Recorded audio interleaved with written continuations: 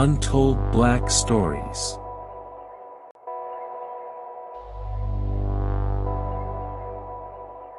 Xavier Cole sat on a worn bench in Riverside Park, the late afternoon sun casting golden streaks through the trees. A gentle breeze rustled the leaves above him as children laughed in the distance.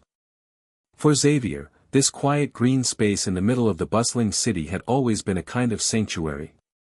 It was where he came to think, to escape the high-pressure world of federal law enforcement, if only for a while. He flipped a page in his book, his mind briefly far away, absorbed in the words. But he felt it, that shift in the air. The sensation of being watched. Across the park, Officer Brian Harkins patrolled his usual route. After 20 years on the beat, he trusted his instincts more than anything. And today, something didn't sit right. A black man alone on a bench, reading too calmly, too composed. Harkins narrowed his eyes. "Never seen him around here before," he muttered, watching Xavier over the tops of the trees. A recent suspect description had been circulating: male, black, tall, mid-40s, vague and practically meaningless. But it was enough. That itch in Harkins' gut, the one he'd mistaken for wisdom all these years, told him this was worth a closer look. Xavier noticed the officer long before he spoke. He knew the look in Harkins' eyes, suspicion without cause. He had felt it too many times before. There was no confusion about what was happening, just the quiet recognition of how predictable it had become. Still, Xavier didn't flinch. He calmly marked his page, closed the book, and rested it on his lap, hands clearly visible. Officer Harkins approached, his stride rigid, a baton swaying at his side. There was a tightness in his face, a kind of challenge in his posture that suggested he'd already made up his mind. "Afternoon," he said, voice polite but edged with suspicion. "Afternoon," Xavier replied smoothly. "What brings you out here today?" Harkins asked, scanning the book, then Xavier's face. "Just enjoying the park." "It's a nice day," Xavier said, his tone calm and neutral. Harkins didn't respond. His eyes searched for something beneath the surface, a reason, an excuse, anything. "You from around here?" "I've been around," Xavier answered, the slightest smile playing on his lips. It wasn't the answer Harkins wanted. His stance shifted, subtly aggressive. "Mind if I see some ID?" Xavier's smile faded. He knew this moment. He wasn't legally required to show identification. He had done nothing suspicious. But he also knew how these situations could spiral. He kept his voice measured. "Am I under arrest?" Harkins bristled at the question. The man's composure bothered him. That unflinching calm, like he wasn't afraid. It made Harkins feel like he was losing control. "You will be if you don't cooperate," Harkins snapped, hand drifting toward his holster. Xavier exhaled slowly. "I'm just sitting in a park. Is there a law against that?" "You fit the description of someone we're looking for," Harkins said, stepping closer. "What description is that?" Xavier asked softly. Harkins' jaw clenched. He didn't have a good answer, and both of them knew it. But his pride wouldn't let him back down. "Show me some ID. Now." Xavier held his gaze. He could have pushed back. But the risk wasn't worth it, not here, not today. Slowly, deliberately, he reached into his pocket and pulled out his wallet. His movements were calm, precise. Harkins snatched the ID. The name meant nothing to him. That didn't matter. He had already decided. "Stand up," he ordered. Xavier did as he was told, rising slowly, hands still visible. No sudden moves. No challenge. Just quiet resolve. "Turn around." The handcuffs clicked tight around his wrists. Xavier looked straight ahead, ignoring the curious glances from strangers nearby. He knew how this would look to them. He knew what assumptions they'd make. But he stayed calm. He always did. As Harkins led him toward the patrol car, a tightness crept into the officer's gut, a creeping feeling that maybe, just maybe, he'd made a mistake. But it was too late now.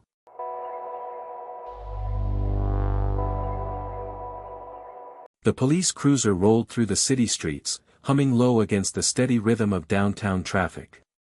Officer Brian Harkins kept both hands clamped tightly on the steering wheel, eyes locked forward, jaw clenched. In the back seat, Xavier Cole sat silently, wrists cuffed behind him. His back was straight. His gaze steady. He wasn't watching the city pass by, he was watching the process. This process. Again.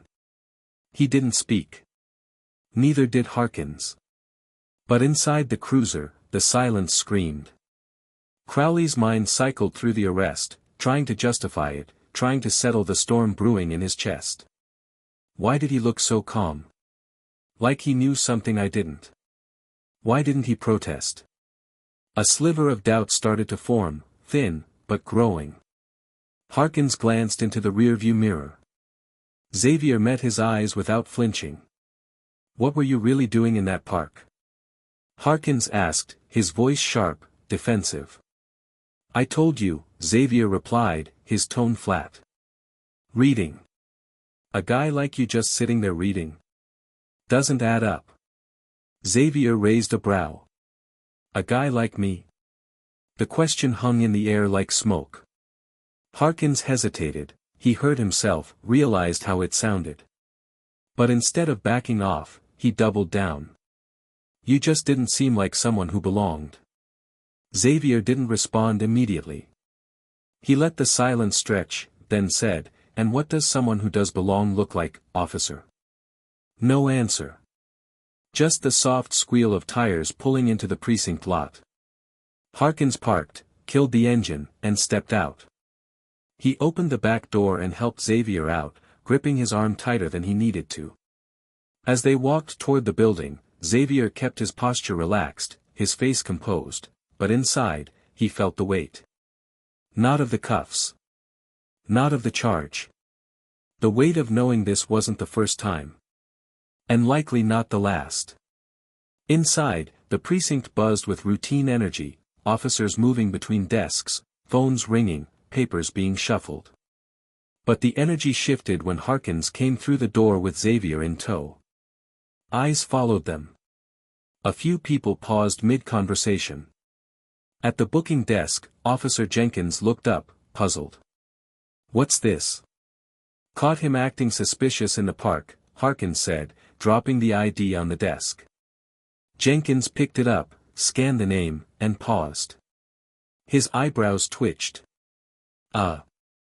Harkins, he said, lowering his voice, you might want to take him to Captain Price. Right now. Harkins frowned. Why? Jenkins handed the ID back with a look. Just do it. Something in the air shifted. Harkins could feel it now, the strange tension, the sense that he was no longer in control of what came next. Without another word, he led Xavier down the hall, toward the office of Captain Naomi Price. They stopped at the door. Harkins knocked. Enter, came the voice from inside. He pushed the door open, guiding Xavier in. Price looked up from her paperwork. She was in her early 40s, sharp-eyed, composed. She glanced from Harkins to Xavier, and froze, just for a split second. Then her expression reset. Harkins, she said evenly, why is this man in handcuffs? Refused to cooperate. Suspicious behavior, Harkins said. Price stood. What's your name, sir? She asked, turning to Xavier. He met her gaze directly. Special Agent Xavier Cole. FBI. Harkins paled. Price's jaw tightened. Take the cuffs off, she said. Captain, Now. Harkins hesitated, then did as he was told. As the cuffs clicked open, the weight of what he'd just done settled heavily on his shoulders. And for the first time since the park, he understood, this wasn't going away quietly.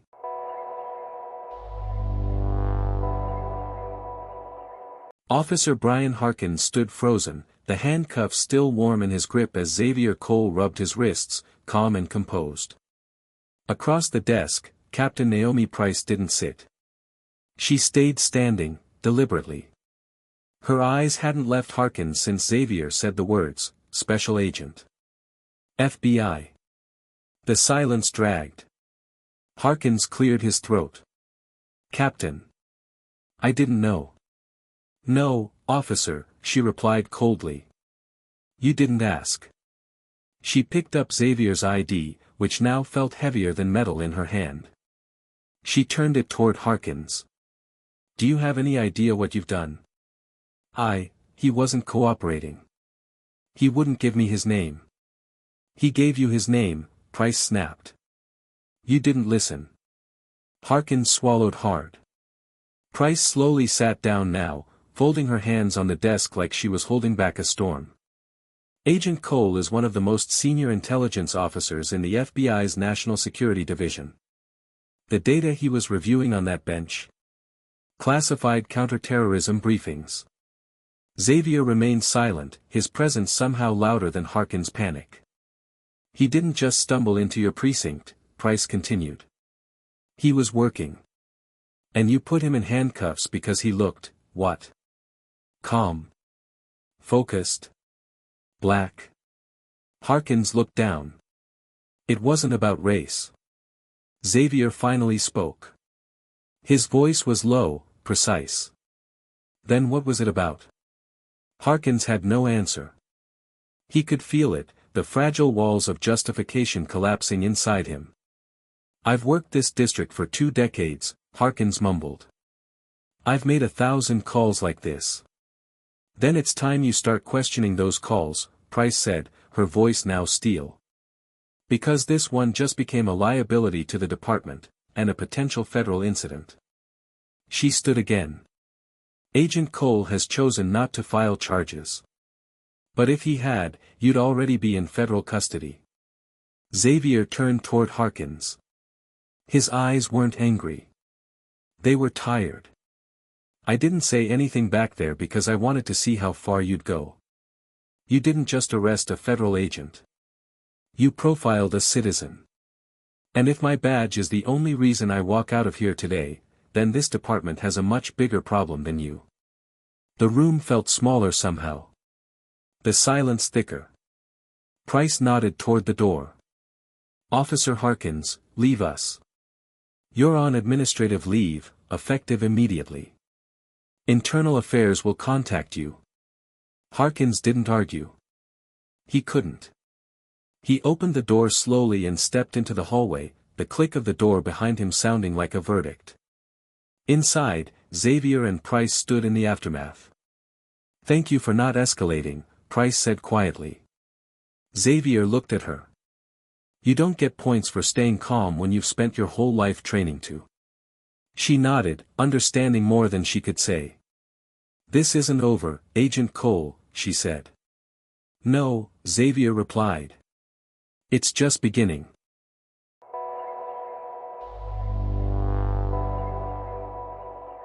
The walls of the Internal Affairs conference room were bare, intentionally so. No medals. No badges. No comforting signs of brotherhood. Just a long table, an audio recorder, and the stark reality of accountability. Officer Brian Harkins sat at one end of the table, hands clasped, face pale. His uniform looked as pressed as ever, but nothing could iron out the weight in his posture. Across from him sat Captain Naomi Price, arms folded, and Agent Leon Maddox, a veteran Internal Affairs investigator whose calm demeanor never hid the sharpness underneath. The red recording light blinked. "Officer Harkins," Maddox began, "this review is to determine the appropriateness of your actions on April 5 in the detainment of Special Agent Xavier Cole. You understand the gravity of these proceedings?" "Yes," Harkins said, his voice tight. "Then let's start with the basics," Maddox said. "Why did you approach Agent Cole in the park?" He was sitting alone. Wearing a hoodie. Reading something intensely. Didn't respond when people passed by. I found the behavior suspicious. Suspicious in what way? Maddox asked. Harkins shifted in his seat. He didn't engage with his surroundings. I didn't recognize him. He matched a vague description of a suspect we'd had recently. Black male, Price cut in. Harkins hesitated. Yes. So, Maddox continued, you approached him without any call for service. No crime in progress. No report. Just instinct. Harkins nodded reluctantly.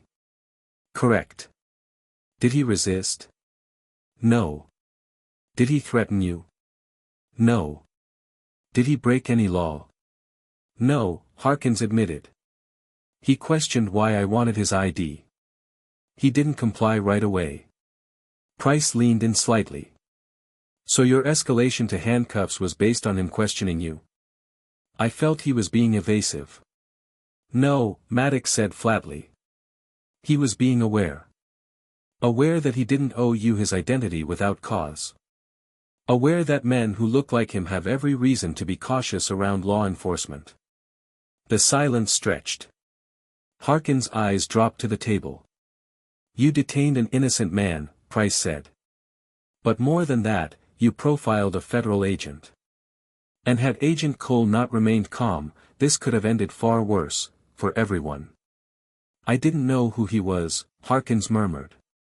That's the entire point, Maddox replied. You treated him like a threat because you couldn't imagine he might be a professional. A federal agent. Someone with more authority than you. I wasn't thinking like that, Harkins said, voice cracking slightly. No, Price said. You weren't thinking at all. Maddox folded his hands. You've been placed on leave. The department is considering disciplinary action, up to and including termination. You'll receive formal notice in writing. Harkins didn't respond. Price stood. Officer, this is bigger than one mistake. It's about whether we can trust you to wear that badge again. Right now, that trust is gone. She and Maddox exited, leaving Harkins alone in the room with the blinking red light, his thoughts, and the wreckage of the man he thought he was.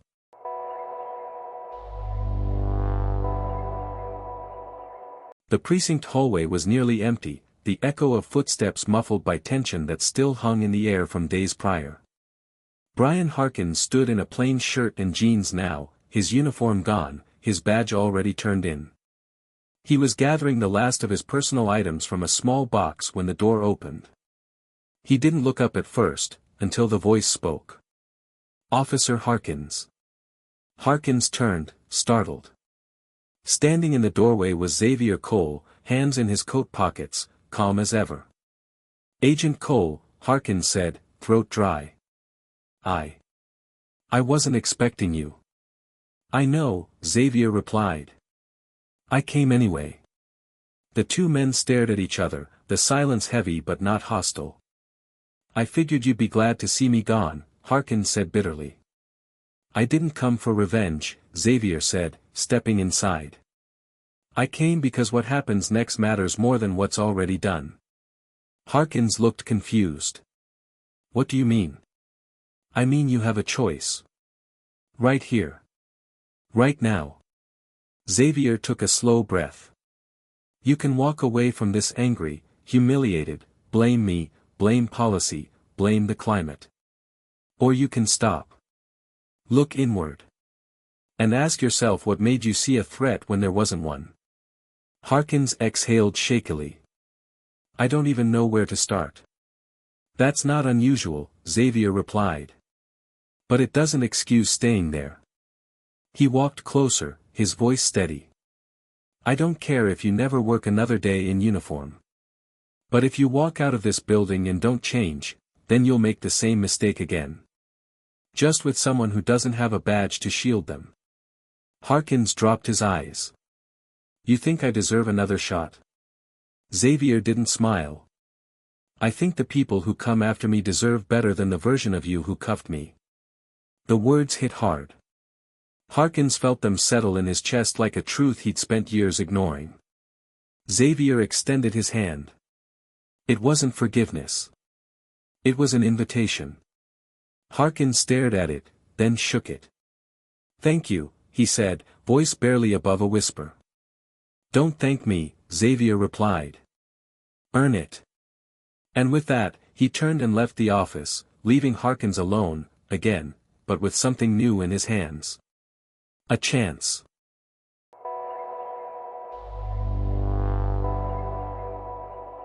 The rain had stopped by morning, but the precinct still felt damp with unease, like it was waiting for something real to start.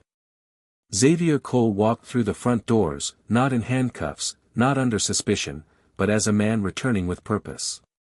He nodded at the front desk officer, who stood a little straighter this time. A bulletin board near the lobby had changed. Gone were outdated wanted posters and faded public notices. In their place, mandatory bias awareness training, all staff required. Community Review Board, open applications. Special guest speaker, seeing beyond the badge, Xavier Cole. The tone inside the precinct was different. It wasn't comfortable.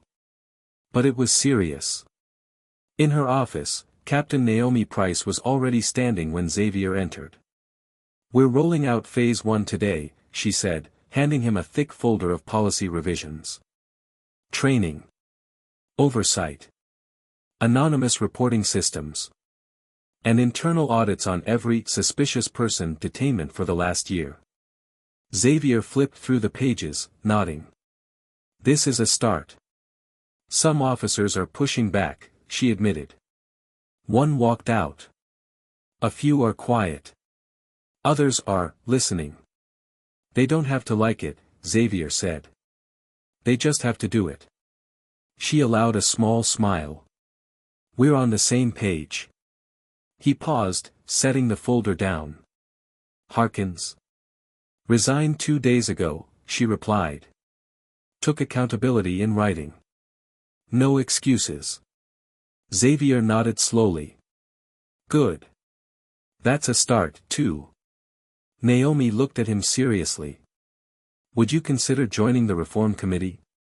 Not just as a voice, as a partner. I'm federal, Xavier said.